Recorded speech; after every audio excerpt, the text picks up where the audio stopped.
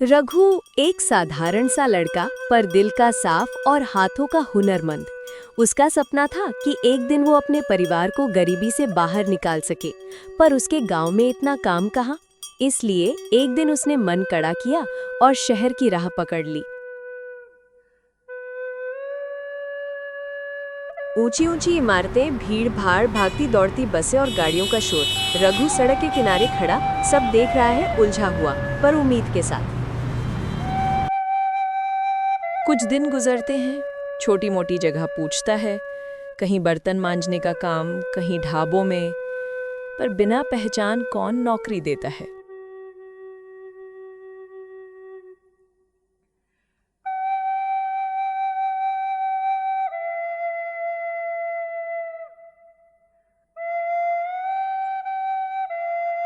रात को फुटपाथ पर लेटकर वो आसमान की ओर देखता है। माँ, मैं कोशिश करूंगा, जब तक दम है हार नहीं मानूंगा। दोपहर का वक्त, सड़क पर भारी ट्रैफिक। अचानक एक कार के नीचे आने ही वाली एक छोटी काली फरफीली बिल्ली जोर से म्याऊं करती है।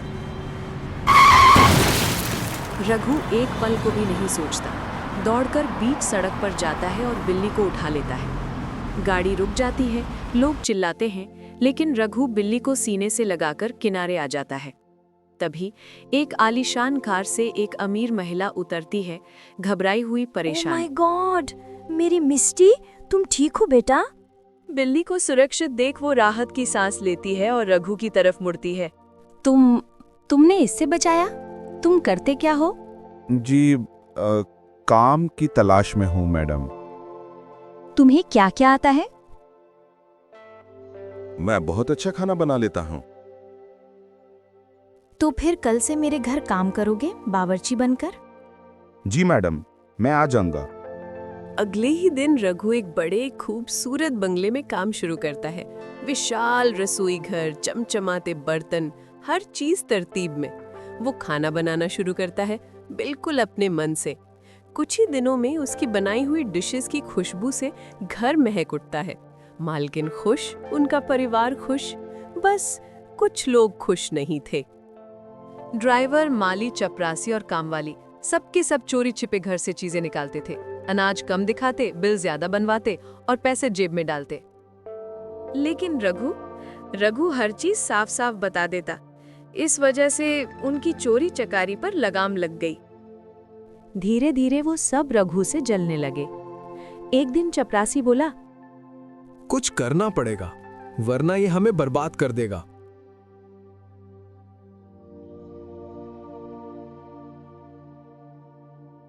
एक दिन उन्होंने मिलकर एक महंगी कीमती ज्वेलरी चोरी से गायब कर दी और चुपके से रघु के बैग के पास गिरा दी।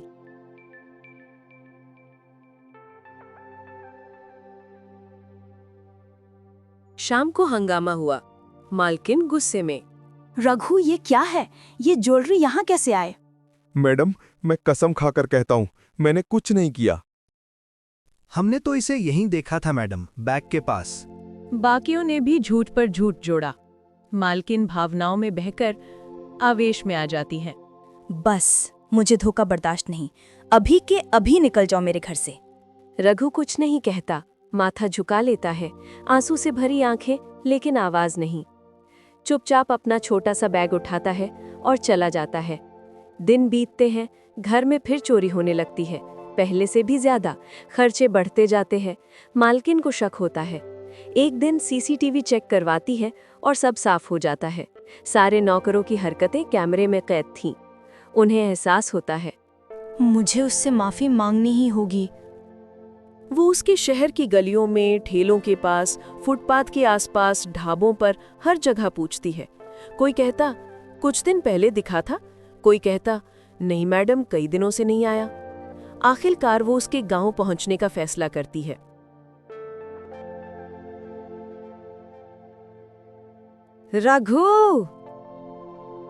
रघु चौंकता है, उठकर खड़ा हो जाता है।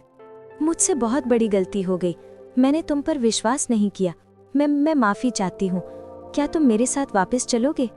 रघु की आंखों में हल्की सी शिकायत थी, पर उसका दिल वैसा ही साफ। जैसा पहले था। वो धीमे से सिर हिलाता है। आपकी गलती थी मैडम, पर इरादा बुरा नहीं था। मैं चलूंगा।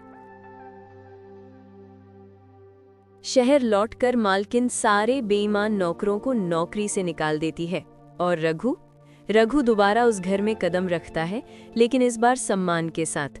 उसके लिए एक अलग कमरा, बेहतर तनख्वाह और सबसे जरूरी भरोसा। वो फिर से खाना बनाना शुरू करता है और घर में खुशियां लौट आती हैं।